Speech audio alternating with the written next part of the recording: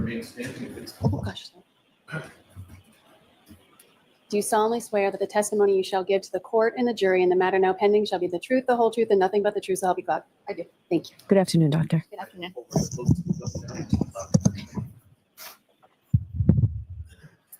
All right, Mr. Lally, whenever you're ready. Good afternoon, Doctor. Good afternoon. Could you please state your name and spell your last name for the jury?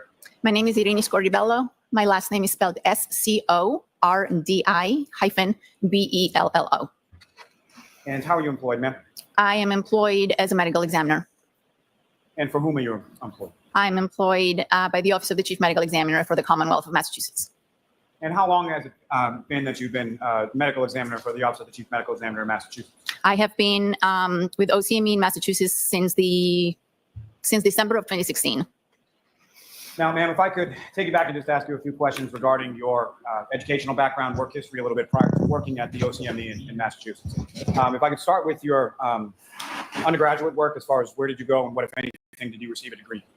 I completed a bachelor's degree in microbiology at the University of California. And after receiving that degree, where did you go from? I went on to the University of Miami, where I completed my doctorate degree in immunology. And following that, I moved up to New York City, where I went to medical school and completed 4 years of medical school at the Mount Sinai School of Medicine.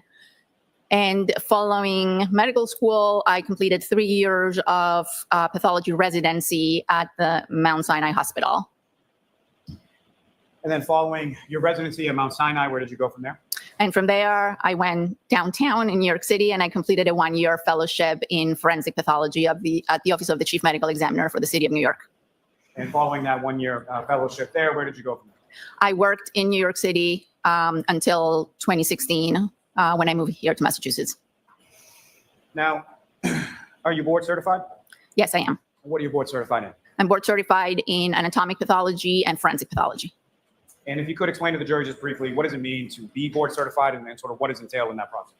Board certification is actually a voluntary process that a physician decides to go through. It involves completing an accredited program in the specialty of choice. In my case, it was pathology and forensic pathology, and then completing a number of requirements, as well as taking and successfully passing exams, and then being able to say that you're board certified. And is that certification at this time, is that up to date? Yes. Now, with regard to the time that you've been working as a forensic pathologist, are there any organizations that you belong to in relation to your work in that field? Yes, I am a member of the National Association of Medical Examiners. And that's an acronym as far as name? Name. Is that correct? Yes. Now, with respect to that time frame as well, what, if any, experience do you have in regard to teaching the areas related to your field? I've always been interested in teaching. I started teaching as a pathology resident, teaching other residents and medical students. And during my time in New York City, I enjoyed teaching medical students and residents. We had a very active education program in New York City. So I've always been involved with teaching both pathology and forensic pathology. Now, to those terms themselves, if I could ask you briefly just to describe to the jury as far as pathology in general sense, what is pathology mean?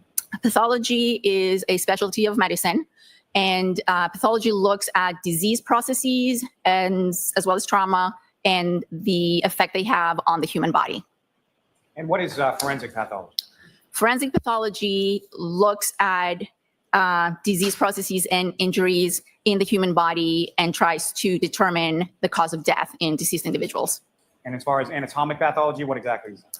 Anatomic pathology, as opposed to clinical pathology, is it has to do with any organ that is in the body, versus clinical pathology that deals with fluids and blood analysis and things like that. So anatomic pathology, a lot of anatomic pathologists are surgical pathologists. That's another term that you will hear. These are pathologists in the hospital that look at tissues under the microscope, and they come to a diagnosis, whether something is benign or malignant. And forensic pathology takes anatomic pathology to another step, to another level, by looking at the whole body and trying to determine the cause of death instead of organ specific. Instead of just looking at one organ, forensic pathology looks at the whole body. Now, you're also familiar through your work and training experience in regard to forensic pathology with a term called autopsy? Yes. And is that something that typically you would do in the case of sort of your investigation and your analysis in regard to a pathological analysis when it came to a body or a patient that comes in? Yes, an autopsy is a procedure that we do to determine the cause and manner of death. And so, doctor, with respect to an autopsy, maybe a term that's pretty well understood, but if you could explain in general terms as far as when a body or a patient comes in to the OCME, as far as what is an autopsy, what is involved in it, and sort of what does that consist of? Yes. When a case, a death is first reported to the medical examiner's office, we make a determination as to whether that death falls under our jurisdiction. Cases that fall under the jurisdiction of the medical examiner include all violent deaths, all deaths that are due to not natural causes, all accidents, intoxications, deaths of babies and children, and deaths in individuals that were not under the care of a physician when the death occurred.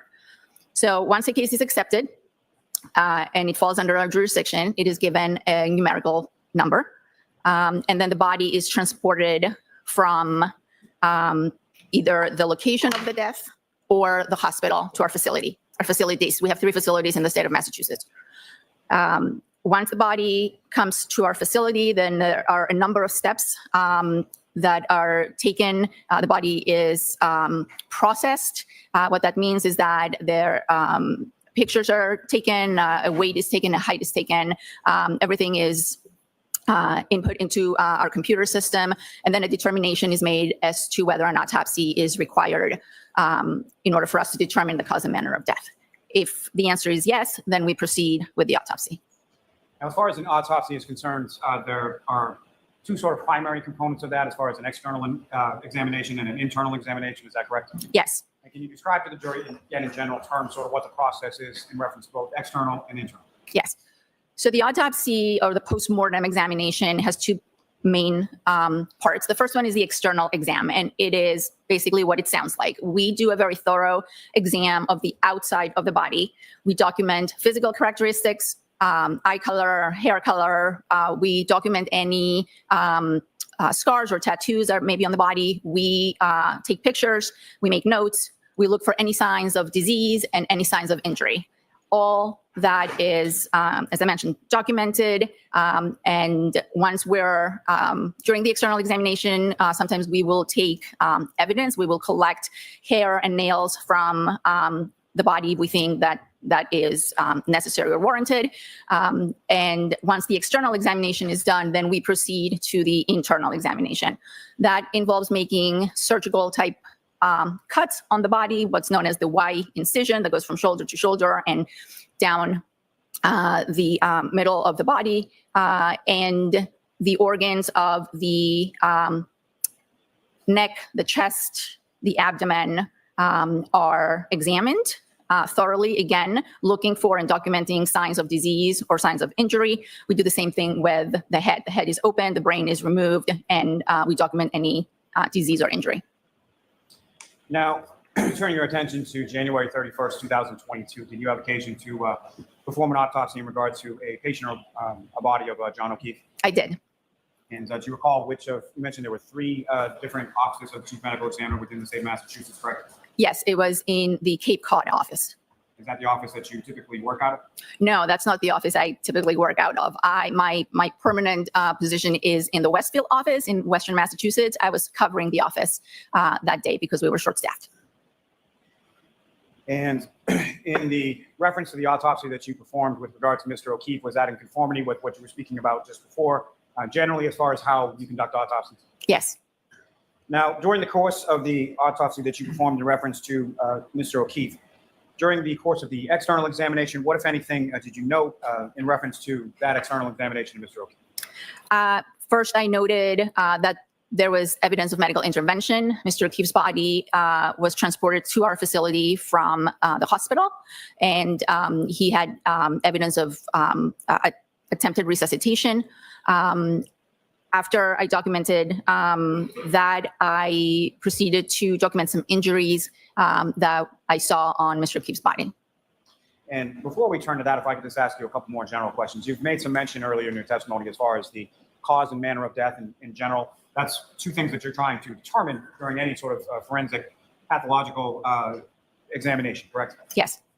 And what I'm going to ask you first is just in reference to manner of death. Can you describe for the jury sort of what are the different types of manner in death, and how are they sort of classified from a perspective from your office? Okay. Yes. So the manner of death are the circumstances that led to the cause of death. The cause of death being the disease or the injury that initiated the sequence that led to the fatal event. So the manner of death is circumstance dependent. There are 5 general manners of death, or 5 umbrellas. The first one is natural. When we determine the manner of death to be natural, it means that the death was caused exclusively by natural disease. That would be heart disease, liver disease, cancer, aging, Alzheimer's, dementia, etc. The second manner of death is accident. That means that the cause of death was due to an injury or due to an intoxication, either a physical injury or a chemical injury. But the circumstances show little or no evidence that intoxication or that injury was intentional. So most motor vehicle accidents, most drug overdoses, most elderly falls are classified as accidents. The fatal outcome was not intentional. Homicide is a manner of death when there is injury inflicted by another person, but there is evidence that there was intent to cause fear, harm, or death to the other individual.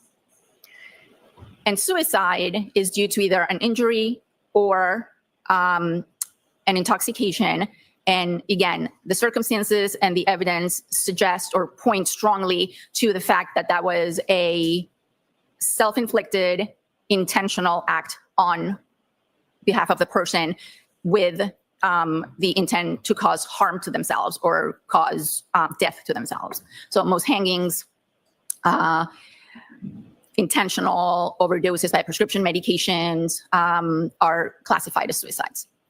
And then we have one more manner that we call undetermined. Some jurisdictions, they call it could not be determined. That means that evidence pointing towards one set of circumstances or one manner is no more compelling than evidence pointing towards another manner of death.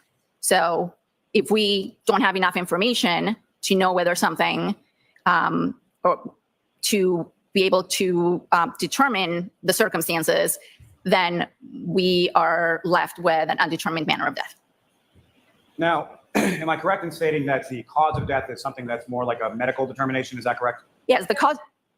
So watch the leading questions, Mr. Elliott. Sustained. How would you characterize the determination that you make in regard to a cause of death? The cause of death is based on my findings at the time of autopsy, along with any medical information that I may have on that deceased individual. Now, as far as the manner of death, how are you making that determination? The manner of death, as I mentioned, is circumstance dependent. I make that determination based on investigative information that is provided to me by law enforcement, by the people who did the investigation. And what, if any, legal determination are you making as far as when you classify something as either of those 5 categories in a manner of death? I'm not making a legal determination. I'm making a medical determination. And so as far as the medical determination is manner of death, specifically when I'm talking about something that could be ruled or listed as manner of death as accident, is that, what if any determination are you making as far as that is concerned? I'm making the determination that the information that I have either shows no evidence or very little evidence that the injury that led to the cause of death was intentional. So I don't have any information to suggest that that was an intentional act. And am I correct in saying that routinely people charged with, say, motor vehicle homicides, it gets classified as a manner of death as accident, correct? Sustained. May I approach, Your Honor? Yes.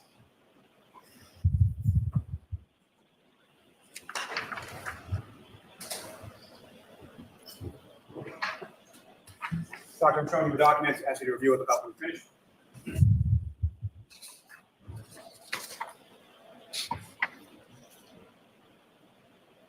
Yes, And you recognize that document, Doctor? I do. And what do you recognize that to be? This is a copy of the death certificate for Mr. John O'Keefe. That's signed by yourself, is that correct? Correct. And as far as the listing related to cause of death, what did you list as cause of death on Mr. O'Keefe with regard to his death certificate? Cause of death was blunt impact injuries of head and hypothermia. And with reference to manner of death, what, if anything, did you list on Mr. O'Keefe's death certificate in relation to manner of death? I listed could not be determined. And as far as that listing for could not be determined, if you could explain to the jury why it was that you have that listed as manner of death with relation to Mr. O'Keefe. Again, the cause of death is something that I can determine by the autopsy. I did the autopsy on Mr. O'Keefe and determined that he had injuries to his head as well as signs of hypothermia. So the combination of those two was the cause of death. The manner of death has to do with the circumstances under which Mr. O'Keefe sustained those injuries. And I did not have enough information to be able to determine whether those injuries were accidental or not. And so my manner of death was undetermined or could not be determined. And just from the spectrum that you had just talked about, sort of the 5 different manners of death, fair to say that you did not determine that this was either suicide or natural causes, correct? Correct. And so as far as your determination of manner of death being could not be determined, which of the two were you sort of in between? The 2 manners of death that remain are accident and homicide. Your Honor, may I approach? Yes. I want to introduce in a minute the next exhibit. Okay.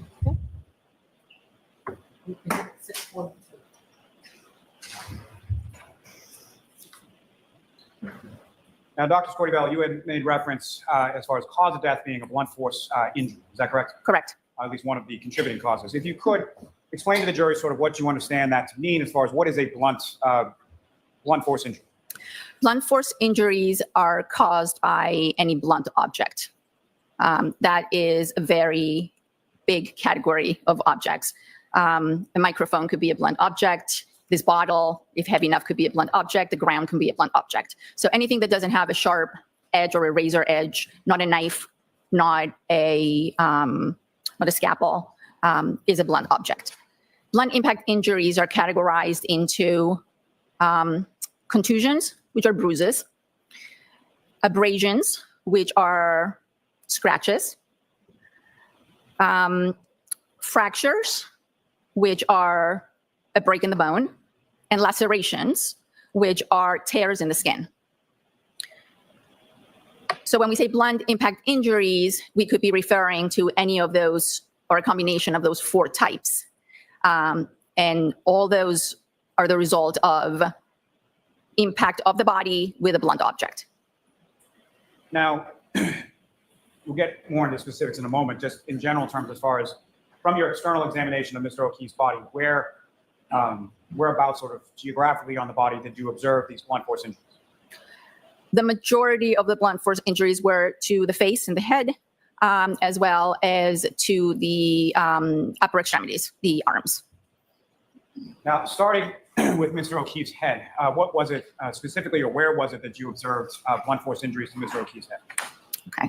I observed a number of different injuries on Mr. O'Keefe's head, starting with his eyes. He had hemorrhage or bleeding on the upper eyelids of both eyes, as well as swelling of the eyes. He had a small laceration, a small tear in the skin on the right eyelid, again associated with the bleeding. He had some abrasions. Abrasions are superficial scratches on the skin on the left side of his nose, I believe. And when I looked at the back of Mr. O'Keefe's head, he had a laceration. It's a tear in the skin that was surrounded, or it was associated with an abrasion, a scrape. Now, in terms of the extremities, and I'll start with upper extremities as far as his arms, what, if anything, did you observe in regard to blunt impact injuries to his arms? He had, on the right upper extremity, he had a number of somewhat linear, somewhat patterned abrasions, scrapes, varying sizes, ranging from small, 2 to 3 millimeters to, I believe, 5 or 6 centimeters, both on the upper arm and part of his forearm. He had some contusions or some bruising on the dorsal aspect of the right hand that I measured and documented. He had some he had a very small abrasion, I believe, on the lower extremities near the right knee, but I would have to look at my notes to be absolutely sure. You can go ahead and look at your notes anytime you need to, Doctor. I can Okay? go into my notes? Yes. Okay.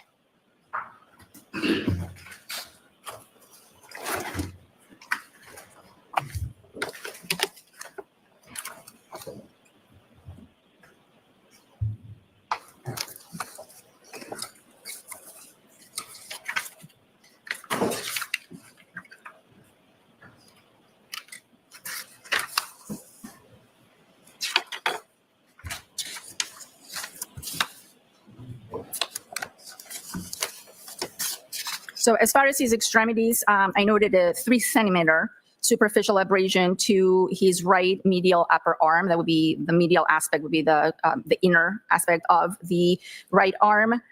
I noted the abrasions on his posterior right arm and forearm. Those ranged from 3 millimeters to up to 7 centimeters. I noted 2 red contusions on the dorsal aspect of the right hand. Again, that's the back of the hand. A faint abrasion, a faint scratch on the dorsal aspect of the left hand, and a small 0.5 centimeter abrasion on his right lateral knee, on the side of his knee, on the right side. Now, I think you've defined it fairly well so far, but I'm just going to ask you, just for delineation purposes, if you could explain to the jury sort of what is the difference between an abrasion versus a contusion versus a laceration. Okay. An abrasion is a scrape. It's a scrape of the superficial layers of the skin. A contusion is a bruise. So if I hit myself hard enough on my nightstand, and I break blood vessels under the skin, then I can end up with a bruise or a contusion. A laceration is a tear. Not necessarily a cut. There's a distinction between a cut and a tear. A tear in the skin is due to a blunt object, maybe the corner of the nightstand that's sharp enough to tear my skin, but not so sharp as a blade that would actually cut the skin smoothly. So we differentiate between lacerations and cuts because cuts are due to sharp objects, lacerations are due to blunt objects. And fractures are basically a break in the bone, again, due to blunt trauma. Are you familiar with what is termed as an incised wound? I'm sorry, I didn't hear you. Incised, I-N-C-I. Incised, yes. If you could explain the difference between sort of the mechanism and sort of what you observe between a laceration and an incised wound. Yes, so an incised wound is what I previously called a cut. So the analogy I like to give is if you have a loaf of bread and you're trying to cut the bread. If you take a very good bread knife, sharp knife, you will be able to smoothly cut the bread. If you take a hammer, which is a blunt object, and you try to cut the bread, you're going to shred it up. So an incised wound is a smooth cut. Knives, razors will cause incised wounds on the skin. A blunt object will cause a laceration. It will break the skin, and the edges will not be uniform, and there might even be some bruising around it. Now, with respect to the injuries that you talked about as far as the abrasions on Mr. O'Keefe's right arm, how was that located in reference to sort of the circumference of the arm? And what I'm asking there is, was it on top, on the bottom, or everywhere? I described them as being on the posterior right arm and forearm. So when we examine a body, we examine the body in what's known as the anatomic position, which is body on the table with the palms upwards. And so the posterior right arm and forearm would be what would be facing the table as the body is laying on the table, the backside of the arm and the forearm. So the opposite of posterior would be what? Would be anterior, and it would be this area right here that points up. And as far Or as forward. the interior of Mr. O'Keefe's right arm, what, if anything, did you observe as far as injuries there? I noted in my diagrams and my charts that they were mostly on the posterior right arm and forearm. Now, Dr. Scordi-Bello, if I could turn your attention to the internal examination as far as the injuries that you observed there, what, if anything, did you observe during the course of your internal examination of Mr. O'Keefe? Okay, the internal examination, I will start with the head. Once the skull was open and the head was examined, I noted that there were skull fractures in Mr. O'Keefe's skull, both in the back and the front aspect of his skull. I noted that there was recent subdural hemorrhage. That is blood that is under the dura, and the dura is a very tough protective cover that sits over the brain.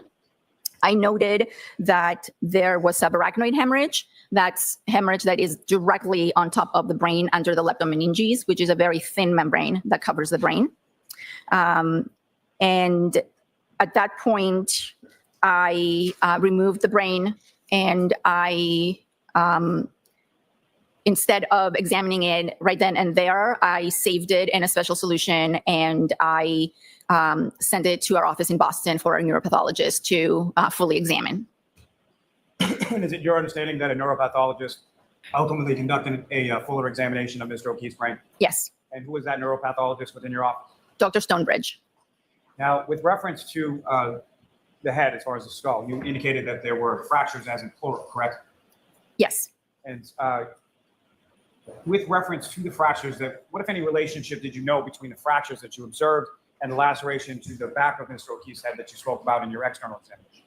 So the laceration on the scalp that I observed was overlying the area of the skull that appeared to be fractured, or at least appeared that the fractures were originating from that point of impact and extending into the rest of the skull.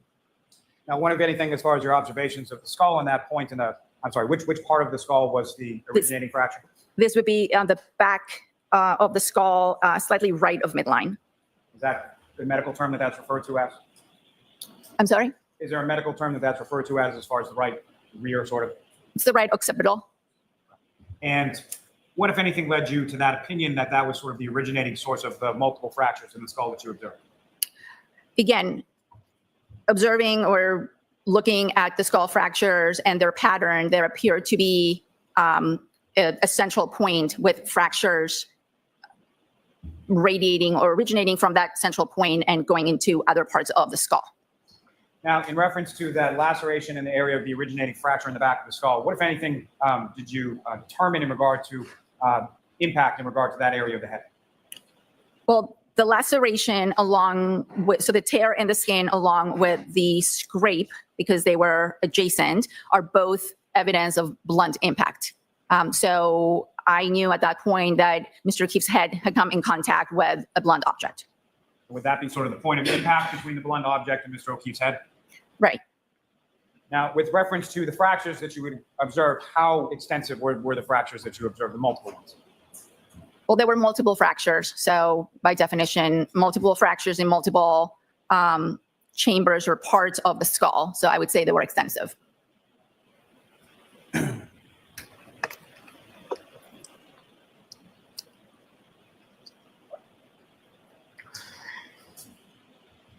have a moment, Chairman? Yes.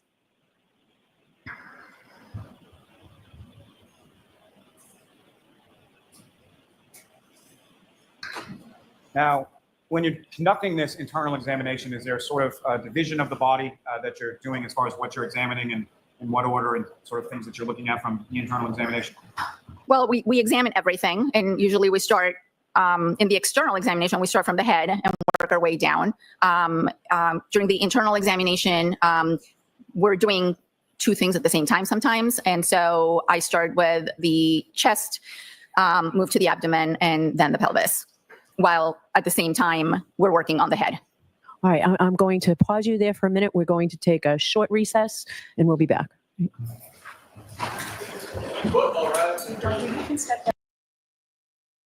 Type of spot. They have a name. They're called Wisniewski spots. Wischnewski.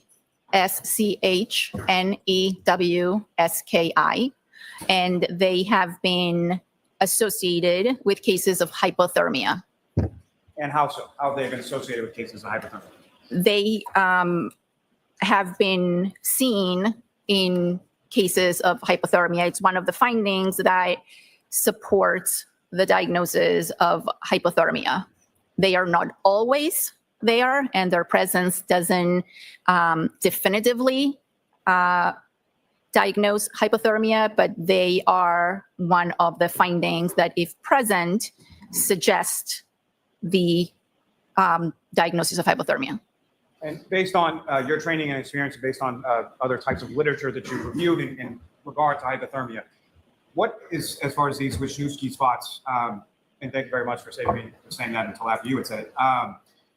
With regard to that, what if anything, does it say as far as the causality of that, or how that occurs or is related to hypothermia? We don't really know the pathophysiology of these spots. There have been various hypotheses. People have suggested that they are a response to stress. Some people have suggested that hypothermia increases secretion of acid in the stomach, and that leads to these spots, but their exact pathophysiology is still under investigation. Now, in addition to these areas of small hemorrhage in Mr. O'Keefe's stomach, what, if anything, did you observe in the pancreas? In the pancreas, I, again, observed some more diffuse hemorrhage of the pancreas and the tissues around it. And same question with regard to the spots and hemorrhages you observed in the stomach. What, if any, relationship do the hemorrhages or the bleeding in the pancreas have in relation to hypothermia? Again, it's one of the findings that, if present, should alert the medical examiner to consider the possibility of hypothermia. And as far as the observations that you made, as far as the hemorrhages in the stomach area of Mr. O'Keefe and the hemorrhages in the pancreatic area of Mr. O'Keefe, the sort of juxtaposition of those, what, if any, significance did that have in regard to your hypothermic diagnosis? When the case was called into our office and when we accepted the case, it was reported to us that this was an individual that was found in the snow, covered with snow, and it appeared that he may have been there for a period of time. So one of the questions for me as a medical examiner is to determine whether there are any signs of hypothermia in addition to what I had already observed, which was the blunt impact injuries. And the combination of the gastric, the stomach, and the pancreatic hemorrhages strongly suggested, given the circumstances and how the body was found, that hypothermia did in fact play a role in his death. Now, probably should have asked this first as a precursor, but when you use the term hypothermia, what do you understand? What does hypothermia mean from a medical diagnostic? Right. Hypothermia is a term used to describe low body temperature, by definition, 35 degrees centigrade or below. And there are levels of hypothermia, from mild hypothermia to severe hypothermia. It just basically means the body is losing heat faster than it can generate it. And typically, what would be the sort of core body temperature that would determine someone is hypothermic versus not? We're usually at 98 degrees or 37 degrees centigrade. So anything higher than that is considered a fever or hyperthermia. Anything lower than 35 degrees centigrade or 95 degrees Fahrenheit is considered hypothermia. Now, if you could explain to the jury sort of a little bit about the type of diagnosis that is involved in hypothermia, and sort of what other sort of types of information you would be looking at in order to make that diagnosis. Hypothermia is a difficult diagnosis to make, and sometimes it's a diagnosis of exclusion, meaning that all other possible causes of death have been ruled out and you're left with hypothermia. So a body that is found in the snow or in a cold environment and has a core body temperature of 85 degrees and is unresponsive or asystolic, meaning that there is no heart activity, could be a hypothermic death, or it could not be a hypothermic death. And it's up to us to determine by doing the autopsy what other factors are at play. So the example I like to give is a person with severe coronary artery disease goes out to shovel their driveway, suffers a heart attack, and drops to the ground and is dead within seconds. And no one discovers their body for a few hours during the storm. When they're found, they're asystolic, their core body temperature is 80 degrees. But the autopsy shows another reason for their death. It shows a massive heart attack, which is what killed them. They just happened to be outside after they died and they lost heat and their body temperature dropped. Doesn't mean they died from hypothermia. However, if you take a person, an elderly person, or any person, an intoxicated person, a person who is intoxicated with drugs, that goes out into bad weather, gets confused, loses their direction, isn't able to get to shelter, and they die. Their body temperature starts to drop. They get more disoriented. They get more confused. Their organ systems start to shut down, and eventually they die from hypothermia. So that person will also be found in the snow with a core body temperature of 80, 85 degrees. But when we do the autopsy, if we see those gastric hemorrhages, if we see that bleeding in the stomach, if we see the bleeding in the pancreas, if we look at their toxicology and we see that they were intoxicated with multiple substances, then we can determine, or we can opine, that the cause of death was at least partly due to the hypothermia, because they were still alive when they started losing heat, as opposed to someone who had the heart attack and was already dead when they started losing heat from the body. Doctor, when coming to your opinion in relation to the cause of death of Mr. O'Keefe, in addition to your autopsy, your internal, your external examination, what, if any, other materials were you provided, and what, if any, other materials did you review in relation? I was provided with a police report, an investigative report. I was provided with some of his prior medical records. I was provided with records from the hospital where he was first taken by emergency medical personnel. And during the course of the autopsy, of course, I didn't mention this. We also, during the autopsy, collect fluids from the body that are sent to the lab for toxicologic analysis. And after a few weeks after the autopsy, we get a report from the toxicology lab. And in this case, I looked at the toxicology report. As I mentioned, all the information from the investigators, the autopsy findings, the neuropathology findings, and came to a conclusion as to the cause. Now, as part of the documentation that you received from the investigators, did that include photographs of the scene as well? Yes, it did. Some photographs. Turning back to the toxicological findings that you received, what, if any, indication did those findings have, or did they indicate in regard to blood alcohol concentration with regard to Mr. O'Keefe? Mr. O'Keefe had alcohol in his system, and I do believe, I don't have the toxicology in front of me, but in his blood at the time of autopsy, the level was 0.21 grams per deciliter. Now, contained within those toxicology findings, there's also something listed as a vitreous humor. Is that correct? Yes. And can you explain to the jury sort of what that is, where that sample is taken from, and why? Yeah, that sample, the vitreous humor, is taken from the back chamber of the eye. It's one of the routine samples that we take in addition to blood from the body and urine. And it's, again, used to look for the presence of different drugs. In cases of alcohol intoxication, sometimes we will get a value for the vitreous, and sometimes that value might not be exactly the same as the value that we get for the blood. It gives us an idea of where in the curve of alcohol metabolism, the individual is. And so, based on sort of the disparity between the vitreous humor level and the, I'm sorry, I may not have asked, what was the level in the vitreous humor? I believe it was higher.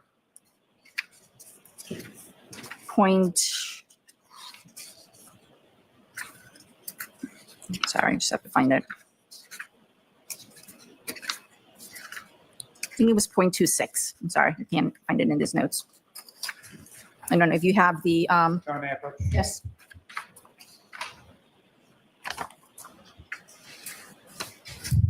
Oh, yeah, copy of the toxicology. Yes, it was 0.28. Now, doctor, with respect to the disparity between what was contained as a VAC and vitreous humor versus the other number from his blood, what, if anything, does that indicate to you as far as, or what, if anything, do you take from it? That suggests that the level in Mr. O'Keefe's blood had been higher than 0.21, and that's reflected by the 0.28 that was in the vitreous. The vitreous metabolism of alcohol lags. It's a little slower, lags behind that of the blood and the circulation. The alcohol is metabolized in the liver, but the fact that it is higher in the vitreous suggests that the level in the blood was also higher at some point prior. So at some points, whenever Mr. O'Keefe died, his level of alcohol was on the decrease. Is that fair to say? Correct. Now, with respect to, you mentioned that you had reviewed the EMS reports for Mr. O'Keefe as well as his medical records from Good Samaritan. Is that correct? Correct. And if you could just briefly for the jury explain your understanding as far as some of the terms within those medical records. Are you familiar with your review of Mr. O'Keefe's medical records that he was labeled as being in cardiac arrest? Yes. And can you explain to the jury what that is? Yes, he was labeled as asystolic or in asystole, which is basically a flat line. So if you attach leads to the body, there is no electrical activity coming from the heart. Now, with respect to Mr. O'Keefe, as far as certain vital signs were taken in the course of his treatment at the Good Samaritan, is that correct? Yes. Including a core temperature, is that correct? Yes. Do you recall what that core temperature was? Yes. It was noted as 80.1. And that was a temperature reading that was taken at 7:19 a.m., is that correct? It was taken, actually, this temperature reading in the records that I'm looking at was taken at 6:57 a.m. And with respect to that 80.1 degree temperature, that's in Fahrenheit, is that correct? Yes. And so what, if any, relationship does that have, or what, if any, relationship does that have to your hypothermic diagnosis? Well, that is the temperature. At this point, Mr. O'Keefe is asystolic, meaning he has no cardiac activity. That is the temperature of his body at the time that he was taken to, that he was examined by EMS and taken to the hospital. So it is a very hypothermic temperature. It is well below the 95 degrees, which we consider hypothermia. Now, I believe you alluded to it earlier in your testimony, but with respect to hypothermia, what are some of the manifestations of that type of onset as it progresses? Well, the first evidence of hypothermia, which we have no problem in this room, is shivering. When someone starts to get cold, they start to shiver to conserve heat. But then as the body loses more and more heat, there are neurologic consequences. People can get confused. We see this in the elderly all the time. They can get disoriented, and eventually at very low temperatures, below 90 degrees, everything ceases to function. The heart stops. And would physical weakness or lack of strength be one of those manifestations as well? Yes. And how many different sort of stages of hypothermia are there from the beginning of or onset of progression to the end? There is mild hypothermia to extreme severe hypothermia.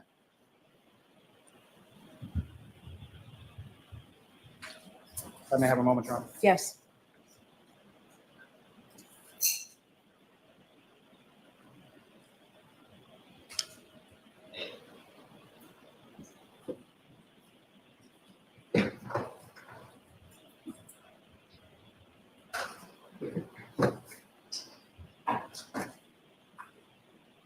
Now, with regards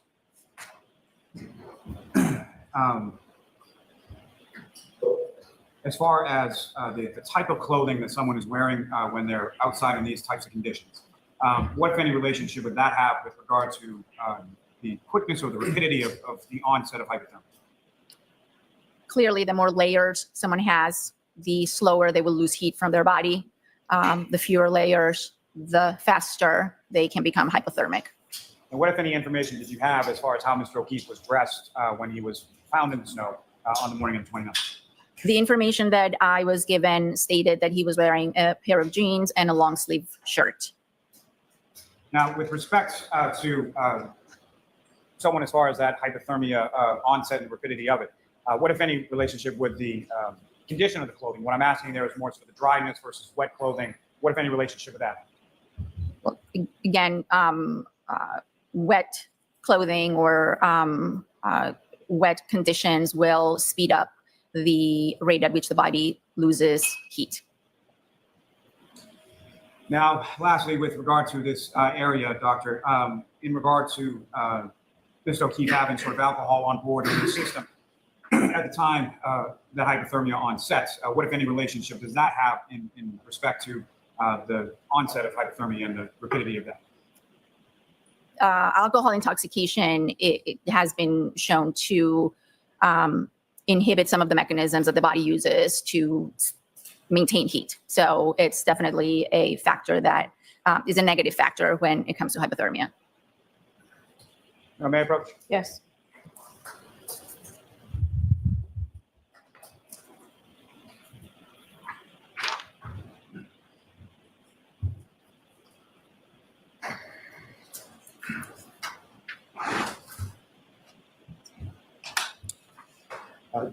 Doctor, I'm showing you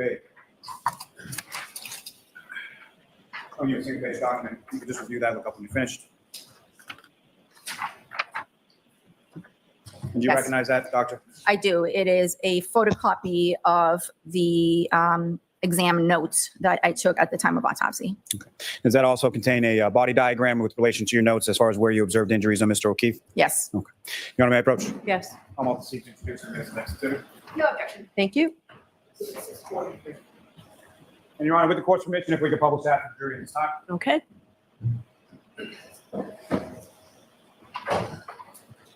Doctor, there should be somewhere before you on the desk over there, laser pointer.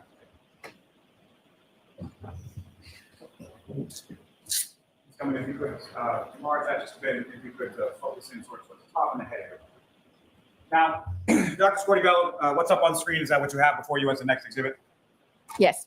And on this, as far as the examination that you conducted, that also included certain measurements as far as height, weight, things like that, that you did with regard to Mr. O'Keefe's body, correct? Correct. And if you could, what did you record as your measurements for both the height and the weight of Mr. O'Keefe? He was weighed by our staff as 216 pounds and measuring 73 inches, which is 6 feet 1 inch. Now, Doctor, if you could, using the laser pointer before you, direct the jury's attention to starting with the front or the facial area and then to the back of the head, but just with reference to the head area, directing their attention to what, if anything, you observed in the area of the head of Mr. O'Keefe. In terms of injuries, Yes. I'd like to point out the injuries. So as I mentioned, there were ecchymosis, that's another word for collection of blood under the upper eyelids. On Mr. O'Keefe, the ecchymosis on the right eyelid was also associated with a very small laceration. Then there was an abrasion on the left side of the nose. And then on the back of the head, there was a 3 centimeter laceration. So this is the right side. It would be towards, the back lower side on the right side of the head. And that laceration on the black lower side, or right side of the head, is that in the same area that you observed what you described as sort of the originating skull fracture? Yes, when the scalp was reflected, there was bleeding under the scalp in that particular area. And then when the skull was opened, that's the area that appeared fractured and appeared to have other fractures originating or radiating from it. Ms. Gilman, if you wouldn't mind scrolling down to sort of in the middle of the torso. And Dr. Scordi-Bello, if you could again, using the laser pointer, just direct the jury's attention to what, if any, injuries you noted in this sort of middle torso or upper extremity portion of Mr. O'Keefe. So on the right upper extremity, and again, this is the back of the body, we have this collection of linear abrasions. I think the battery is dead. That measured up to 7 centimeters and extended from the upper arm down to the middle of the forearm. If I could interrupt you for 1 second, may I switch with you? Thanks. This would be the abrasions.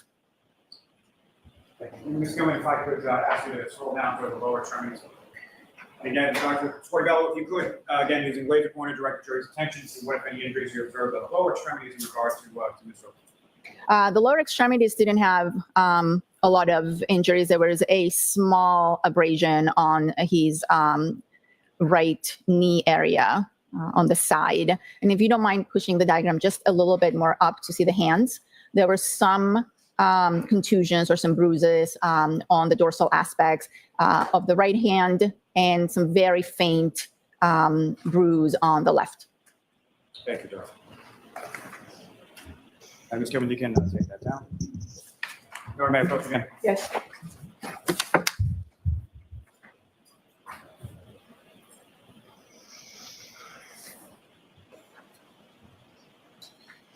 Doctor, if I could show you what's a two-page document, ask you to just review that, look up when you finish.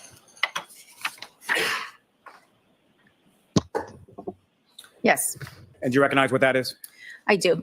And what do you recognize that to be?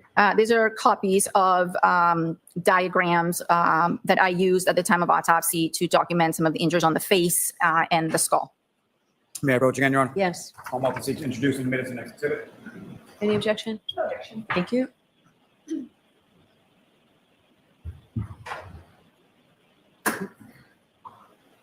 Exhibit 644.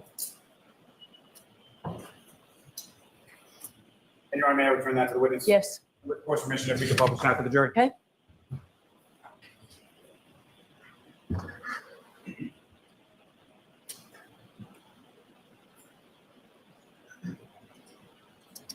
Ma'am, one moment, Your Honor. Yep.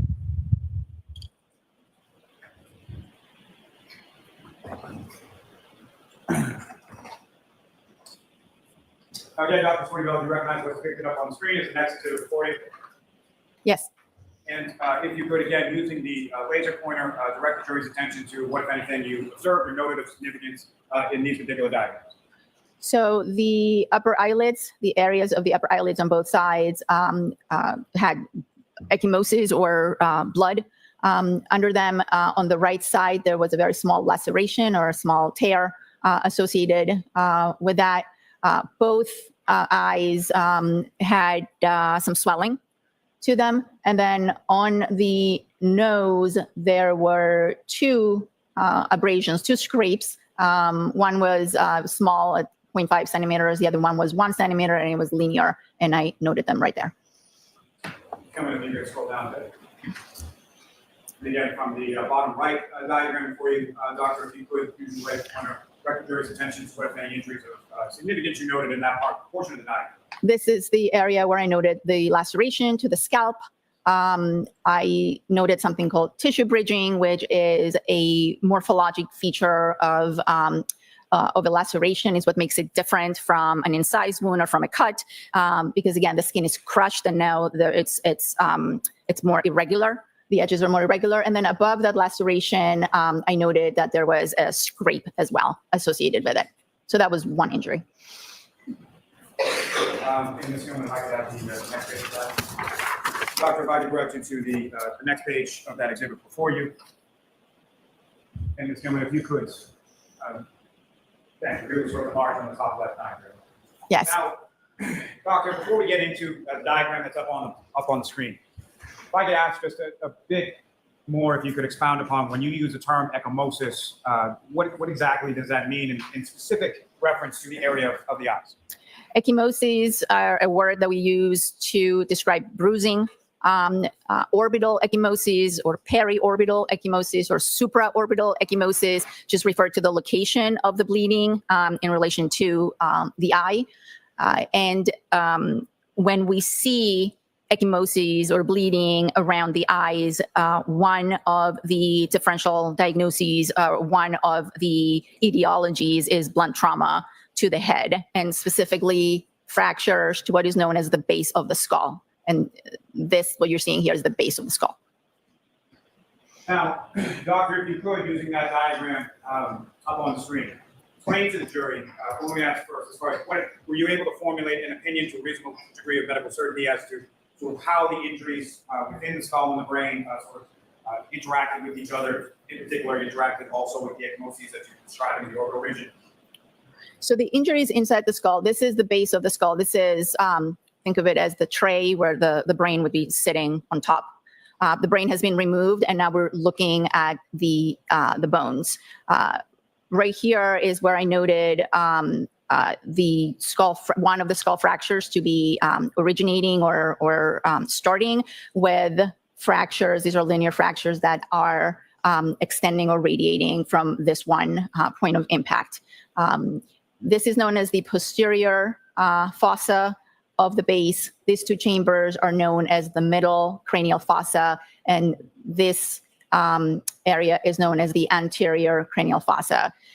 As you look at this, the eyes would be sitting back here. So the eyes are actually very intimately associated with the anterior cranial fossa, which is very thin, and the bones are quite thin and friable.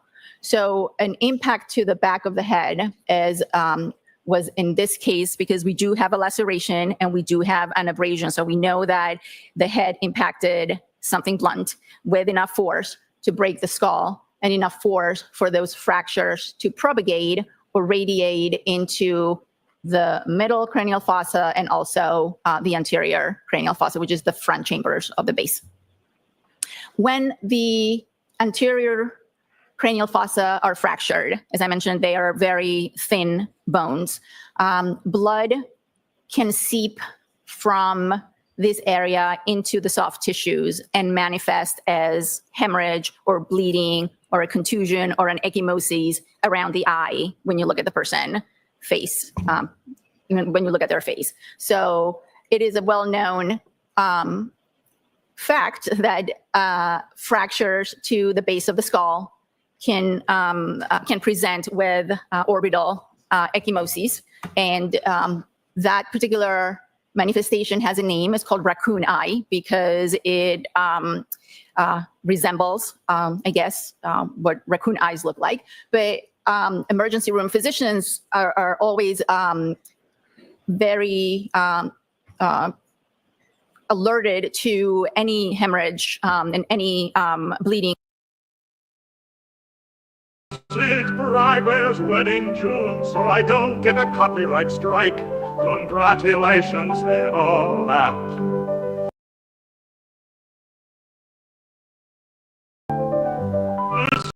Driver's wedding June, so I don't get a copyright strike. Congratulations, they're all out.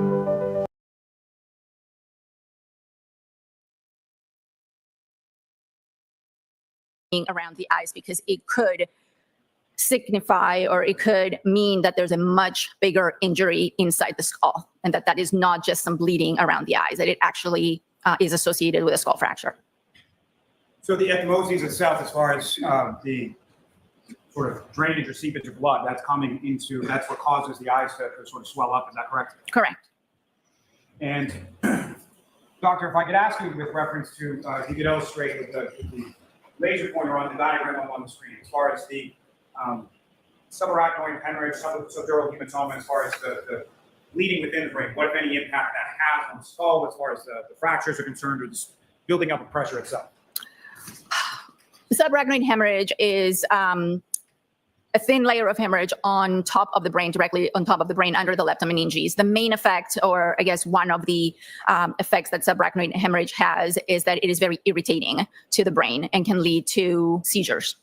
Subdural hemorrhage is hemorrhage that is due to veins in the dura, that very tough protective cover on top of the brain, that are broken and leak blood into the space between the dura and the brain. That kind of injury, given enough time, you can have accumulation of the blood, and it can cause significant shift into the brain. That's not something that we had here. Here we had some subdural hemorrhage, but not enough that it was what we call space occupying, but it was present. So it was due to bridging veins in the dura being injured from the trauma, from the fractures. And in terms of the effect that all these injuries have, the subdural and the subarachnoid and the skull fractures, anytime the brain is injured, it responds by swelling. And the skull is a closed space without the ability to expand, unlike the skin, where you can have a bruise or a significant amount of blood accumulate under the skin. In the skull, once the brain starts to react to the injury and it starts to swell, there's nowhere to go except for down. And that's the foramen magnum. That is the area where the brainstem and the spinal cord will run out. Spinal cord connects, obviously, the brain to the rest of the body. And this is one of the few spaces that the brain can try and squeeze into because it has nowhere else to go. So herniation, brain swelling and herniation are a general response that the brain has to any sort of trauma. And Ms. Cummins, thank you very much. You can take that down. So we can have the lights back on.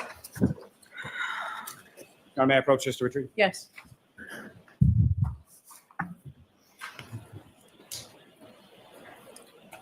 Now, Doctor, with respect to the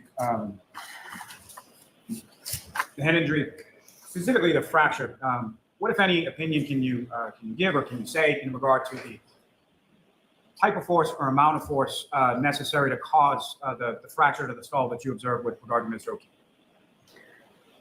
I can't really give you a number. I'm not a physicist. I can tell you that the skull is a pretty thick bone. It takes considerable amount of force to fracture the skull. So that was a pretty considerable impact.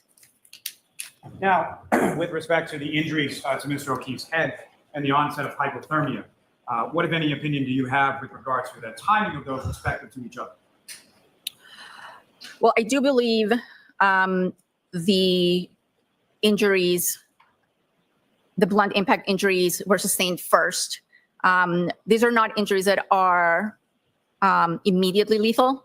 This is not something that would cause death in seconds. And therefore, Mr. O'Keefe may have been incapacitated by the injuries or knocked out, if you will, and was not able to get himself into a warmer environment, and therefore hypothermia set in, given the environmental conditions and given the clothing on the body, or the lack of clothing, I should say, no big jacket or anything like that. Now, when you say something as far as some type of injury being immediately lethal, can you give an example of that? The one that forensic pathologists like to use is a gunshot wound to the head that goes from one side to the other, disrupting the neural systems of the brain and causing the person to immediately drop and die within seconds or milliseconds. This is not that kind of injury. This is an injury that took a little bit of time to develop, as is manifested by the fact that we have some bleeding, which means that the heart is still pumping and blood is still coming out of the vessels. And so I guess to that point, as far as what was it from your examination and your findings and your review of sort of the overall materials that leads you to believe that the head injuries happened prior to hypothermia setting in? Again, the findings of hypothermia, the blunt impact injuries, if someone is, it's not completely out of the realm of possibility that someone becomes hypothermic and then falls as a result. But the hypothermia would continue along with the brain injuries that took some time to develop. So in my opinion, I believe the impact, the injury to the head came first. Mr. O'Keefe was most likely incapacitated or unable to move into a warmer environment, and then the hypothermia set in.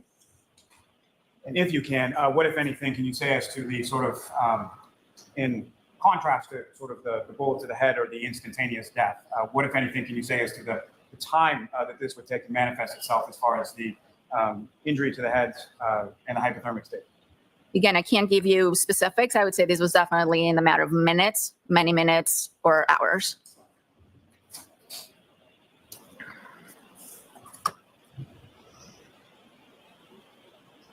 I may have a moment, John. Yes.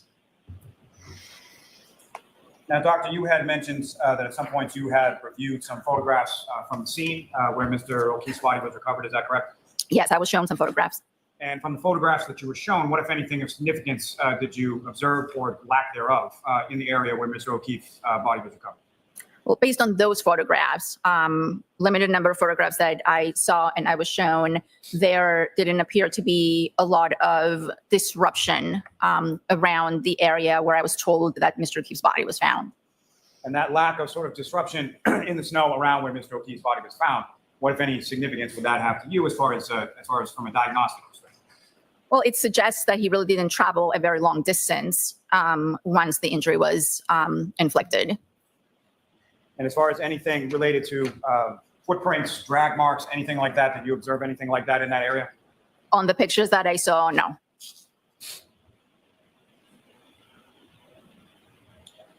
Now, from your extent of your examination of Mr. O'Keefe's body, what, if anything, did you observe that would indicate any sort of altercation or a fight or anything like that Mr. O'Keefe was in? I didn't see any major signs of what I would call a significant altercation. And with regard to that, as far as signs, what are some of the signs, and what would you be expecting to see, and what was lacking as far as your observations of Mr. O'Keefe? I looked at Mr. O'Keefe's hands. As you saw on the diagrams, I did document that there were some contusions on the dorsal aspect, very vague and faint contusion on the left, and contusion on the right hand. That particular contusion has a central little pinpoint mark that may suggest that it was due to attempts to get IV access on his hand. That's a very common place. But I didn't see any bruising on Mr. O'Keefe's knuckles. His nails were intact. I didn't see any breaks on his nails, and I didn't see any fractures or feel any fractures on any of his hands.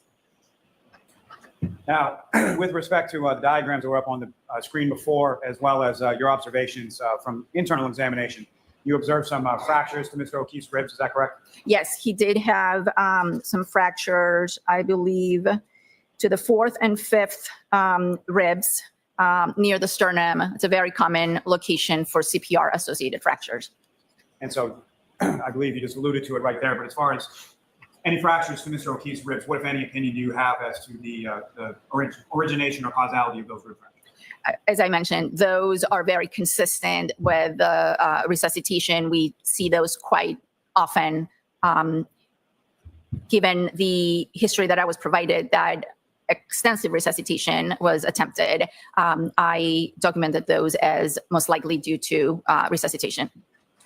Now, doctor, with regard to the, just by way of contrast, you talked a bit about the significant impact or the thickness of the skull. How does that relate to the area of the ribs that you're talking about as far as can be fractured in resuscitative efforts? Well, I don't understand the question. Let me rephrase. What is the difference sort of between the thickness of the bone in the skull versus the thickness of the bone in the ribs? The skull in general is a thicker bone. It requires more force.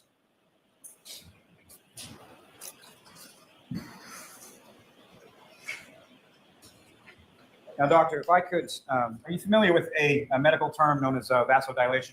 Yes. And can you explain what that term is and how it relates to Mr. O'Keefe's condition? I can explain what the term is. Vasodilation means opening up. Vaso refers to blood vessels. So vasodilation is the opening up of blood vessels to bring more blood to the extremities or any part of the body. And again, that's a bit of an unfair question as far as relations. But so how does that manifest itself as far as someone who's in colder conditions or has that sort of onset of hypothermia? What, if any, relation does the vasodilation have to that? Well, you can see vasodilation. You can see vasoconstriction and vasodilation in hypothermia.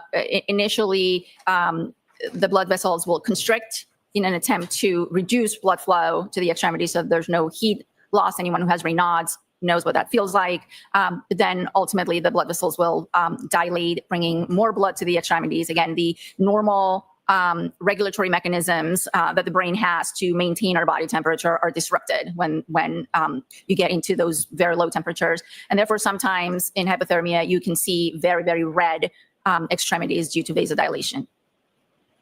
And with regard to the redness due to vasodilation, is there also a whiteness sort of discoloration to the extremities that can be observed in hypothermic patients as well? That's been described as well, yes.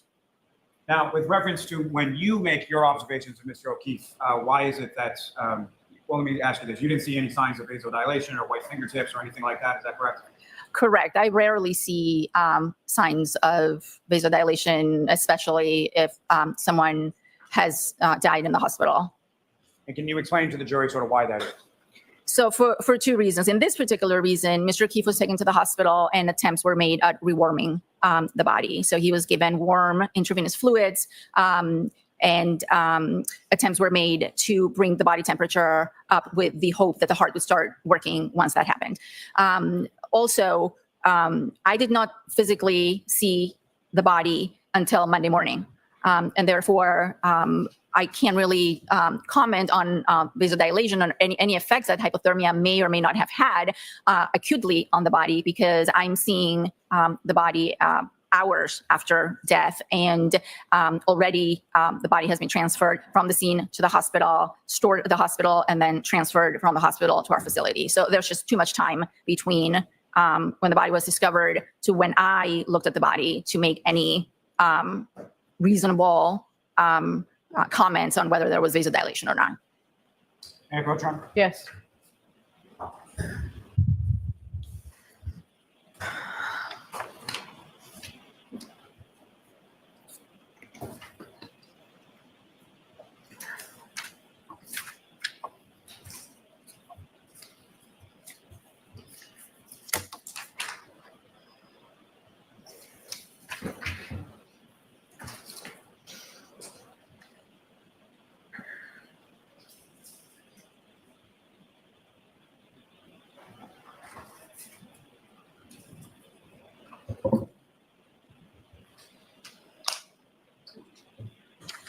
Doctor, I'm showing you a series of 5 photographs. Ask you to review those. We'll come to the finish.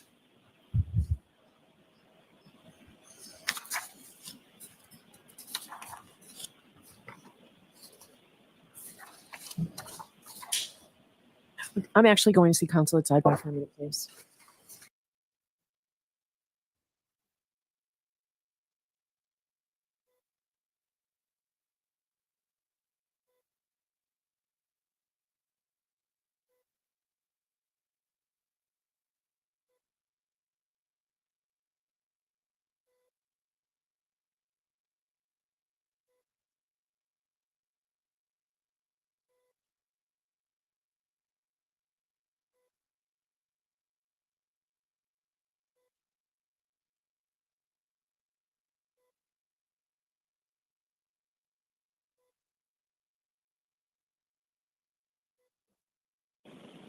Area, and having looked at the photographs, it makes sense that we break for today, and we'll start fresh with this tomorrow rather than showing these two folks now. So thank you. So we are going to end for today.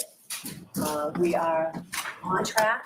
Maybe we are definitely on track for finishing this case next week, partly because of staying all day tomorrow and some of the work we did today, and on Tuesday when we all went. So please follow the 3 instructions. Do not discuss this case with anyone. Don't do any independent research or investigation into the case. If you happen to see, hear, or read anything about the case, please disregard it and let us know. We'll see you tomorrow morning. Thank you.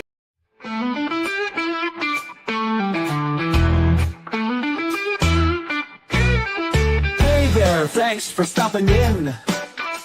We hope you will join us again. We all look forward to next time. We get to talk about true crime. Clues. Justice served in an honest fight. True crime tales till the verdict's right. Solving more than just trivial quests, where sentences rule and the defense rests. Our true crime family is great. All types of topics we debate. Smash that like and ring that bell. Hit subscribe, you might as well.